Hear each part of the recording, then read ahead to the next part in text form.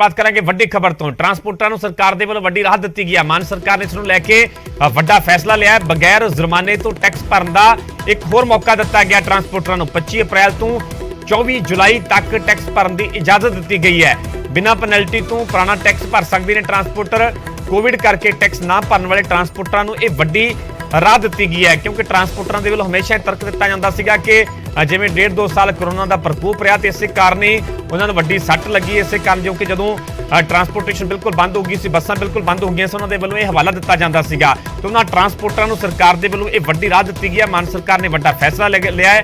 बगैर जुर्माने तो टैक्स भरन का एक होर मौका सरकार के वालों ट्रांसपोर्टरों को दिता गया है।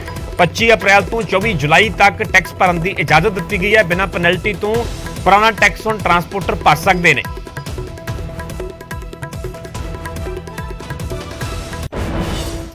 तुहानूं इस वेले सीधा ले चलते हैं चंडीगढ़, जिथे आम आदमी पार्टी के वालों प्रेस कॉन्फ्रेंस की जा रही है और बेबुनियाद एजेंडे के खिलाफ। हालांकि पिछले दिनों साडे minister of finance Harpal Singh Cheema ji होना ने भी एक स्टेटमेंट जारी की है। उन्होंने लैके आज 2-3 गल्लां मैं तुहाडे राही पंजाब के लोगों को जरूर दसना चाहूँगा। फिरोजपुर जिले के किसानों को लैके गुमराहकुन कूड़ प्रचार जिहड़ा विरोधी दल पिछले 3-4 दिन तो कर रहा है कि मान साहब की सरकार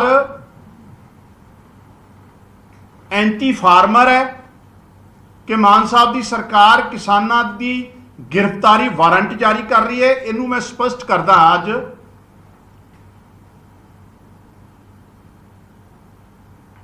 पंजाब ग्रामीण विकास बैंक द्वारा कुछ समन जारी होए सी पिछली कांग्रेस की सरकार च।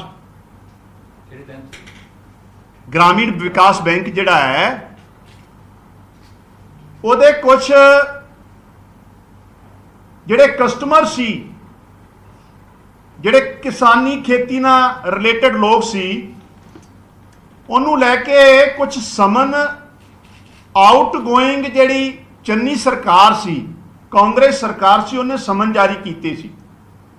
और उहदे पिछे पूरी पृष्ठभूमि यह सी भी जदों कांग्रेस की पिछली सरकार बनी सी उदों कांग्रेस के लीडर साहिबाना ने पंजाब के किसानों को इंश्योर किया सी कि कांग्रेस की सरकार बनते चाहे कर्जा आड़तीए का, चाहे बैंकों का, चाहे कोऑपरेटिव बैंकों का, सारा माफ किया जाऊगा।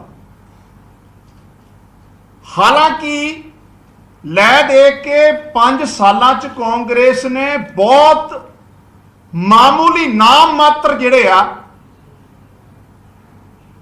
कर्जे जिहड़े माफ किए, लेकिन प्रचार प्रसार इस तरीके नाल कीता कि पंजाब के लोग भी उन्होंने गल्लां च नहीं आए और पंजाब के लोगों ने उन्होंने सत्ता तो बाहर का रस्ता दिखाता।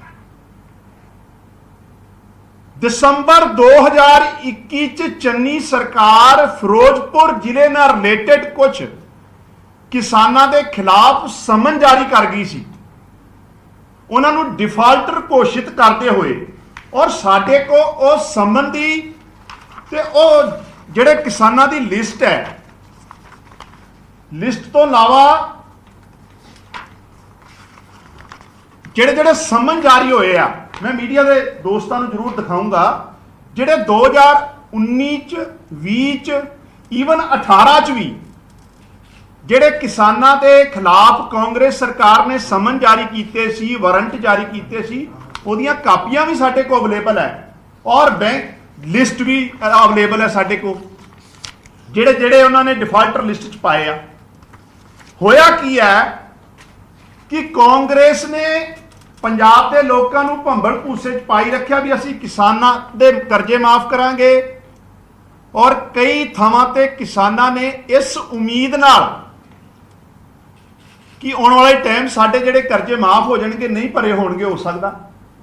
लेकिन करतूत कांग्रेस की देख लो, दिसंबर 2021 च वो समन जारी कर गए, अरेस्ट वारंट जारी कर गए। मान साहब की सरकार बनने तो बाद कुछ अधिकारियों ने ऑन रिकॉर्ड मैं ये गल कर रहा है कुछ ऑफिसर साहबाना ने साजिशतन हो सकता है साडे विरोधियों के इशारे ते उन्हां चों कुछ समन रिन्यू करते। और जिस तरीके नाल ये सारा एपीसोड सारा इशू मान साहब की सरकार ते और साडे कंसर्न मिनिस्टर हरपाल सिंह चीमा जी हुणां दे नोटिस च आया, इमीडिएटली वो जिहड़े समन है वो विड्रॉल कर लिया। किसानां दी अरेस्ट ते पूरी तरह रोक लगा दी गई है। किसी किसान की अरेस्ट नहीं होगी, किसी किसान की कुर्की नहीं होगी जिन्ना चिर कोई सरकार पंजाब सरकार किसानां की बेहतरी लिए कोई अगला कदम नहीं उठाउंदी। तीसरा इंपॉर्टेंट पॉइंट, साडे ऑनरेबल फाइनेंस मिनिस्टर जिहड़े कि इस महकमे के भी मंत्री है हरपाल सिंह चीमा होना ने जिहड़े कंसर्न ऑफिसर है उन्हां दी लिस्ट भी मंग ली, उन्हां दा ब्यौरा भी मंग लिया और उन्हां ते भी आने वाले टाइम च पंजाब सरकार एक्शन लऊगी। सो एक गल तो मैं स्पष्ट करदा भी जिहड़ा भंबल पूसा जिहड़ा गुमराहकुन प्रचार किया जा रहा किसानां दी गिरफ्तारी नूं किसानां दे वारंटां नूं लैके वो बिल्कुल बेबुनियाद है। मान साहब की सरकार लगातार और पंजाब के किसानां नाल साडा वादा है कि किसानां दी स्थिति जिहड़ी बहुत बदतर हो गई पिछलियां सरकारां दीयां करतूतां करके, कोई एग्रीकल्चर पॉलिसी नहीं आई।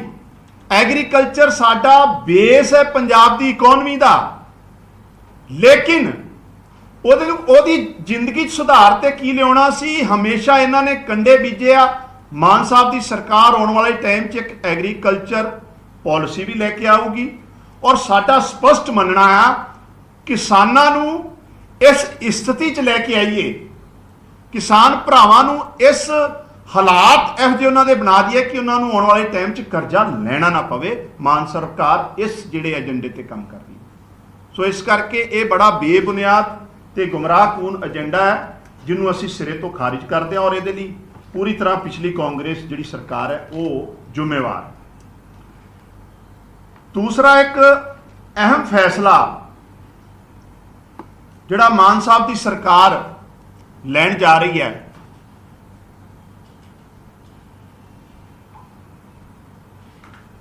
कोविड-19 के दौरान 2019-20 च जिहड़े साडे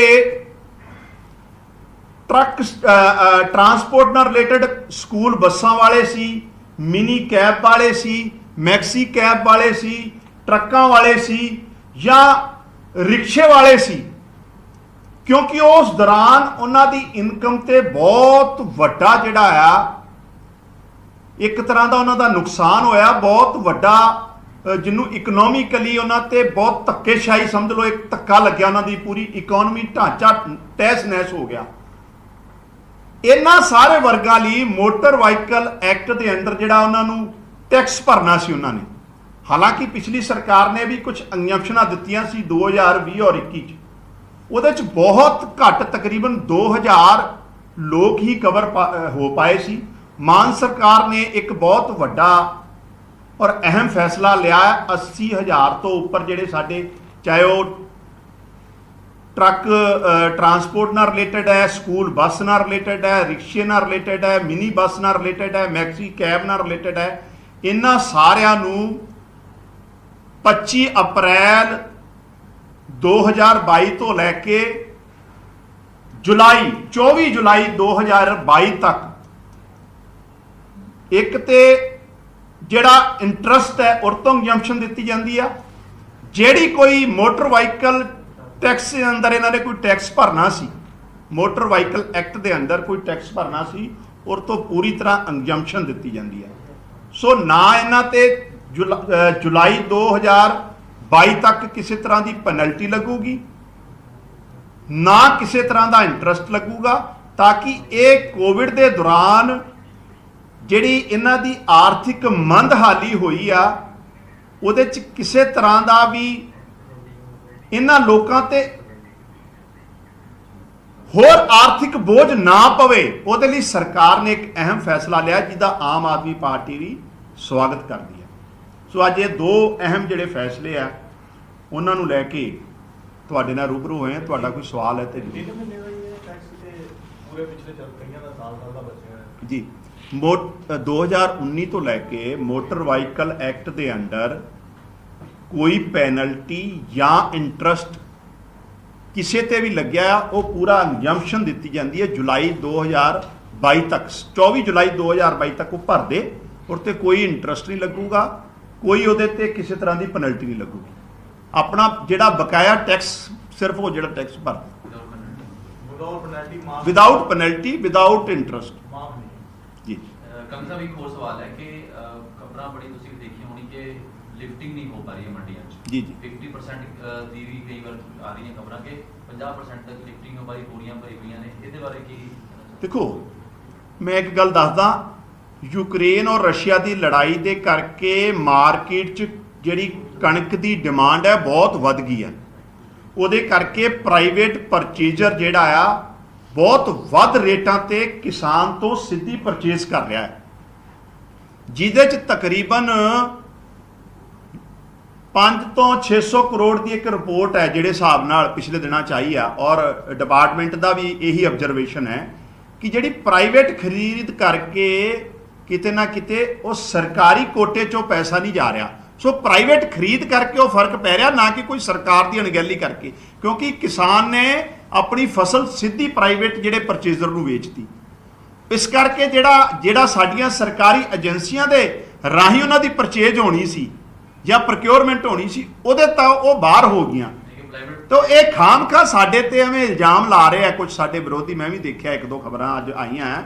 ਸੋ ਇਹਦੇ ਤੇ ਵੀ ਬਿਲਕੁਲ ਸਪਸ਼ਟ ਹੈ, ਪ੍ਰਾਈਵੇਟ ਪਰਚੇਜ਼ਰ ਦਾ ਮਾਰਕੀਟ 'ਚ ਆ ਕੇ ਸਿੱਧਾ ਕਿਸਾਨ ਤੋਂ ਖਰੀਦਣਾ, ਕਿਉਂਕਿ ਕਣਕ ਦੀ ਡਿਮਾਂਡ ਮਾਰਕੀਟ 'ਚ ਬਹੁਤ ਜ਼ਿਆਦਾ ਹੈ, ਇਸ ਕਰਕੇ ਕਿਤੇ ਨਾ ਕਿਤੇ ਸਰਕਾਰੀ ਪਰਚੇਸ ਤੇ ਉਹਦਾ ਫਰਕ ਪਿਆ ਹੈ। ਮਤਲਬ ਪ੍ਰਾਈਵੇਟ ਪਲੇਅਰਸ ਆ ਨਹੀਂ ਰਹੇ ਪ੍ਰੋਪਰ ਔਰ ਸਿੱਧਾ ਨਹੀਂ ਅਠਾਉਣ ਵਾਲੀ 'ਚ ਦਿੱਕਤ ਨਹੀਂ ਆ ਰਹੀ ਕੋਈ ਬਹੁਤ ਜ਼ਿਆਦਾ। ਅਠਾਉਣ ਵਾਲਾ ਤੇ ਯੂਕਰੇਨ ਦਾ ਤੁਹਾਨੂੰ ਲੱਗਦਾ ਕਿ ਪਤਾ ਉਹਦੇ ਦੇਖੋ, ਯੂਕਰੇਨ ਬਹੁਤ ਵੱਡਾ ਪ੍ਰੋਡਿਊਸਰ ਸੀ ਕਣਕ ਦਾ, ਜਿਹੜਾ ਤਕਰੀਬਨ 30 ਤੋਂ 35% ਜਿਹੜਾ ਸਾਰੀ ਦੁਨੀਆ ਨੂੰ ਕਣਕ ਦਿੰਦਾ ਸੀ।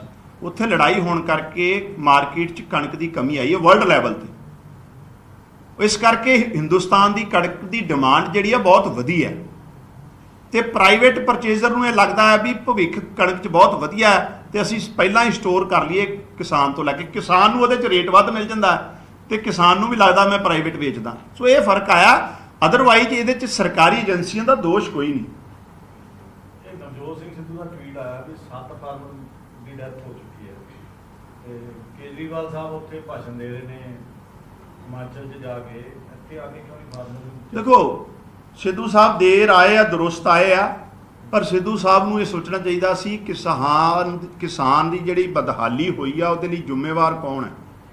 ਪਿਛਲੇ 25-30 ਸਾਲਾਂ 'ਚ ਇੱਕ ਵੀ ਐਗਰੀਕਲਚਰ ਪਾਲਿਸੀ ਨਹੀਂ ਮਿਲੀ ਪੰਜਾਬ ਨੂੰ।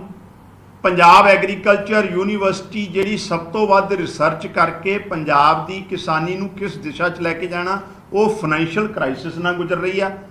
ਸੋ ਜ਼ਿੰਮੇਵਾਰ ਤੇ ਪਿਛਲੀਆਂ ਸਰਕਾਰਾਂ ਆ।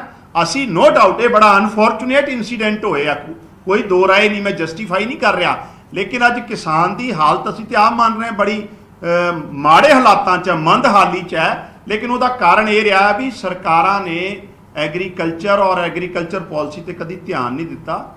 ਅਸੀਂ ਤੇ